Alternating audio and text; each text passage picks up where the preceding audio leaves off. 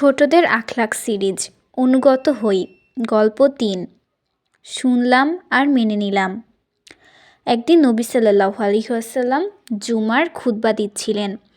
খুতবার সময় মসজিদের ভেতর উঠে দাঁড়ালো এক লোক। লোকটি দাঁড়িয়ে পা নাড়াচ্ছিল। নবীজি তাকে বললেন, বসো। তখন আব্দুল্লাহ ইবনু মাসউদ রাদিয়াল্লাহু তাআলা আনহু ছিলেন মসজিদের বাইরে। তিনি মসজিদের দিকেই আসছিলেন। হঠাৎ নবীজির মুখে বসো শুনে তিনি পথের মধ্যে বসে পড়লেন। তখন ছিল দুপুরবেলা, প্রচণ্ড গরম। মসজিদের বাইরে বসে তিনি দরদর করে ঘামতে লাগলেন। রোদের তাপে তার গা পুড়ে যাচ্ছিল, তবুও নড়াচড়া করলেন না তিনি, ওখানেই বসে রইলেন।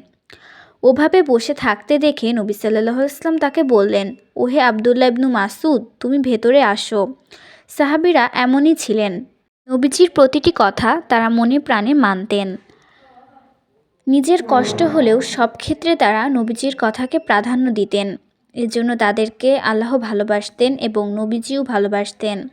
সাহাবী আব্দুল্লাহ ইবনু রাওয়াহা রাদিয়াল্লাহু তাআলা আনহু এর সাথেও একবার এমন ঘটনা ঘটেছিল। তিনিও মসজিদের বাইরে বসে পড়েছিলেন। নবীজি তার জন্য দোয়া করে বলেছিলেন, আল্লাহ তোমাকে আরও অনুগত